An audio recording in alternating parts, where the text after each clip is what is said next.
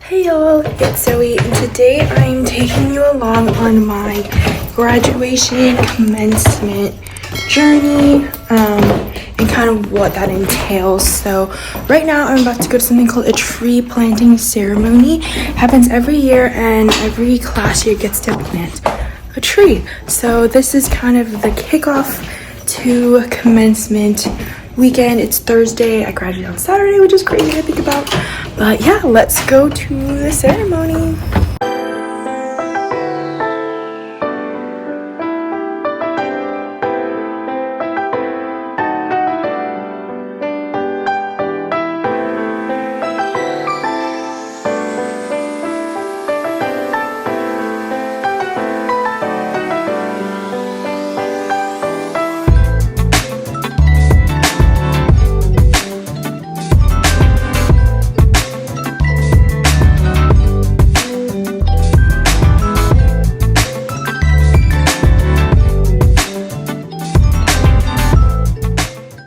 So we just finished the tree planting ceremony. It was really anticlimactic. You just take mulch and throw it on the tree.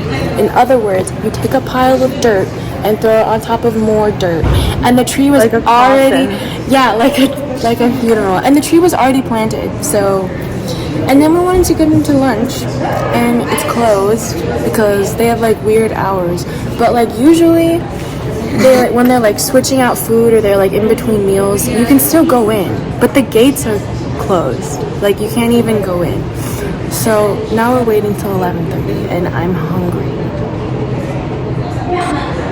Me too. And Katie's over there.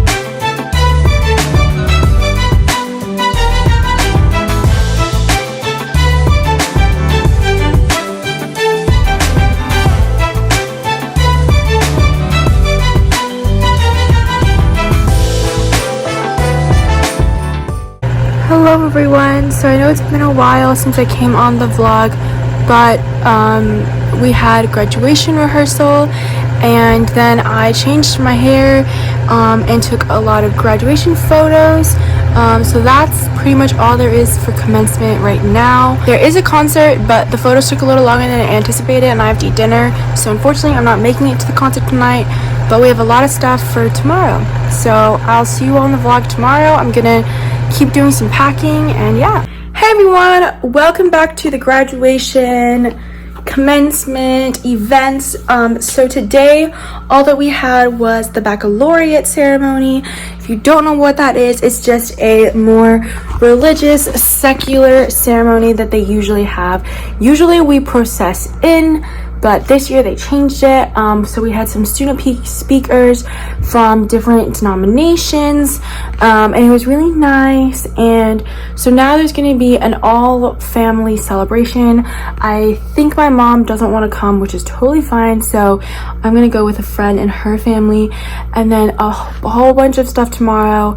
I don't think I'm gonna have a ton of time to film it because they literally put everything back to back to back, but I will still come on and talk about it at some point. I should hopefully still have some photos and videos that I can put in the vlog.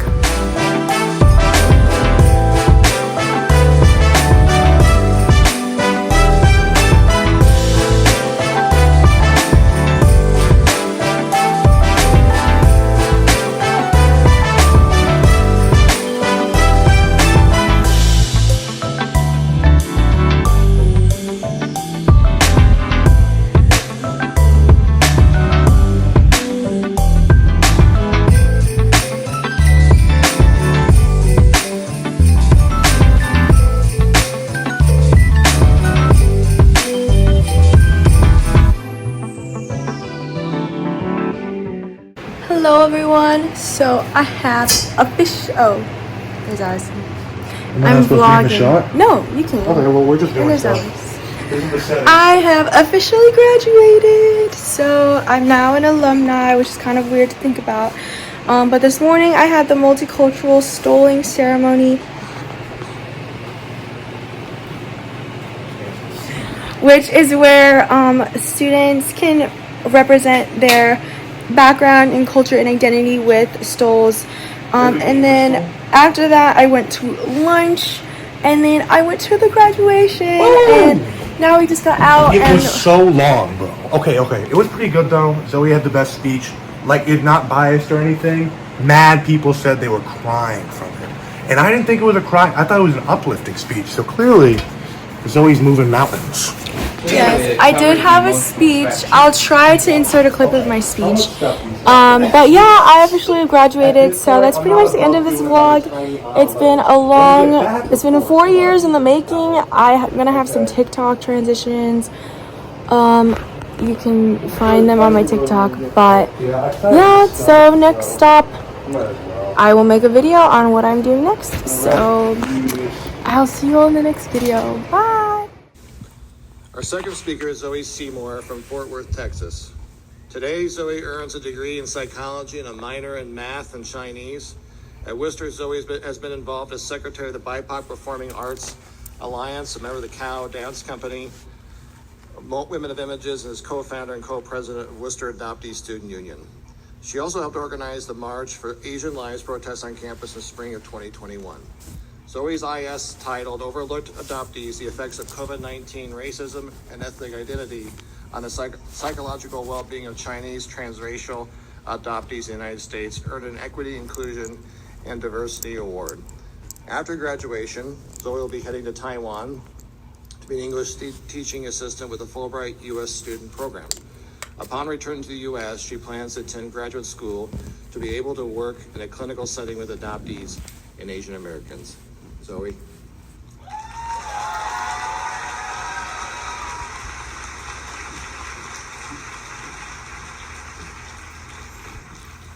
Hi.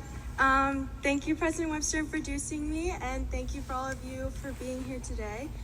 So one thing I didn't put in my introduction is how much I love dad jokes, or as we call them in my family, mom jokes, which is an adoption thing, so you don't have to get it.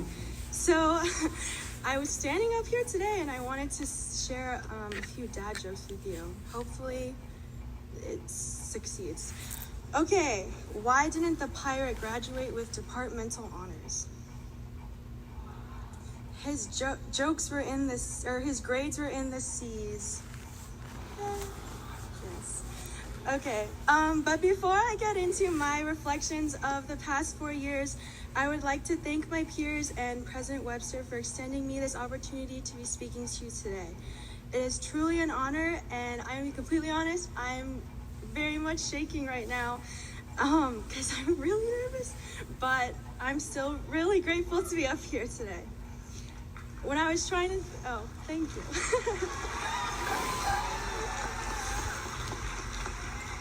When I was trying to think of what to say, I really had no idea, but then I started thinking of my last 4 years here and all of the lessons that has taught me that hopefully I can impart on you all. When I think of our class, there's so many things to talk about. We have so many experiences and memories that I sadly cannot fit into a 5 to 7 minute speech.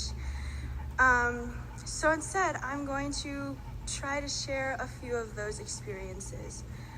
I'm sure all of you here know that Worcester's slogan is Independent Minds Working Together. And when I think of the class of 2023, I hear that slogan in the back of my head. Some people like to call us the COVID class because we were the class that was probably one of the most impacted by COVID.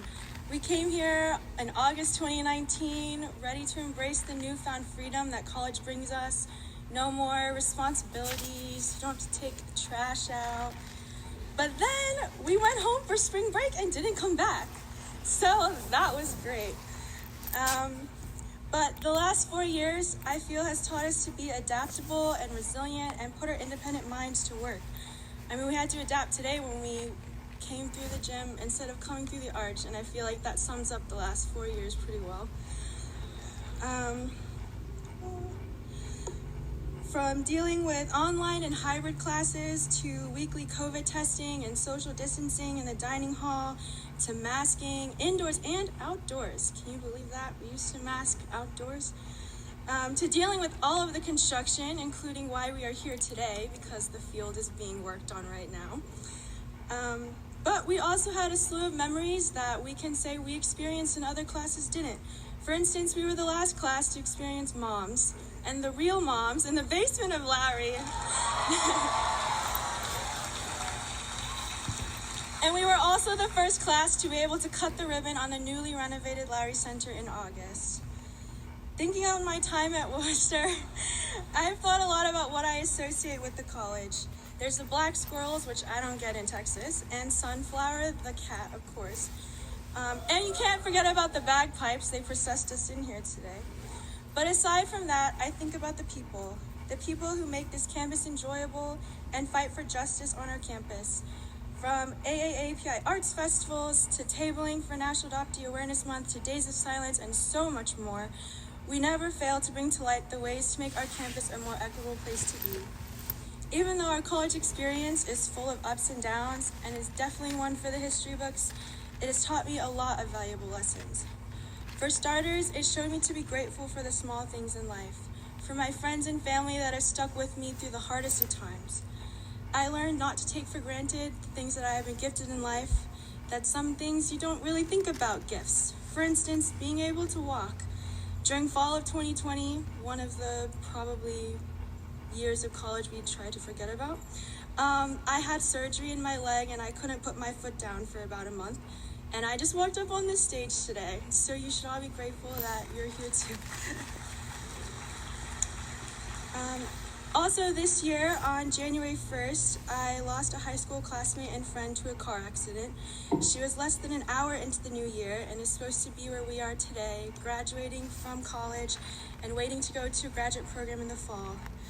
Thus, I'm immensely grateful that all of you are here today and we can all graduate and get our diplomas and go on with our lives. Throughout my time here, I've learned a lot about myself, about my relationship with others, and what works for me and what doesn't. Life isn't about getting to the top, it's about making it to the finish line no matter how many obstacles stand in your way. Do you think I plan to do college online? No. Would I do it again? You might have to ask me in a few years, but I still would not be able to share the lessons that I've learned with you today. I hope that when you think about your time at Worcester, you're able to recognize at least one thing the school taught you. I know you probably won't remember the speech, but I hope you remember the last 4 years. I hope you can encourage the next generation of leaders to continue the work that you've left behind. Or maybe you might miss the sound of the bagpipes, or maybe you won't because they're too loud for you. But I still encourage you to appreciate the world around you. I would like to conclude today by thanking those who made it possible for me to be here and for supporting me. My biggest supporter was probably Google Translate because that let me pass my Chinese classes.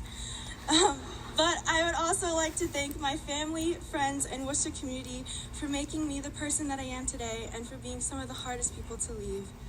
To the psychology department and my advisor, Dr. Garcia, for helping me through the IS process and post-college plans. To the Global Engagement Office, Chinese Department, and the Underground for giving me such a fun and comfortable working environment and introducing me to so many incredible people. To all the faculty and staff here for caring so much about your students. For the departments on campus who work effortlessly to advocate for us, give us food, give us a place to live without bats. And also just giving us a fun place to socialize and spaces where we can feel like the most comfortable in ourselves. Most importantly, I would like to thank Dr. Yo and Nauko for giving me a home away from home and inspiring me to create change. To my student organizations for teaching me what it means to be a leader. To the wellness staff for letting us go and rant about our life problems to them. To the friends that I have made throughout all 4 years, from the night before Arch to the last semester of my last year. To WASU for making me feel like I can be myself and surrounding me with a community that I call home. And finally, to my family watching at home and my mom and sister who are here today, for always pushing me to do my best and for paying me to be here. I could not have done this without you, and I'm so incredibly grateful to have you in my life. Now I have one last joke before I get off the stage, and then you don't have to hear my voice anymore. How many PhD candidates do you need to change a light bulb? You only need one, but it may take more than 4 years.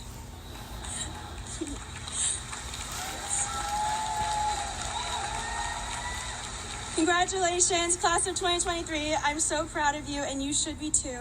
I know wherever you go in life, your independent minds will work together and you'll accomplish so many great things. I cannot wait to see it, and thank you all for your time.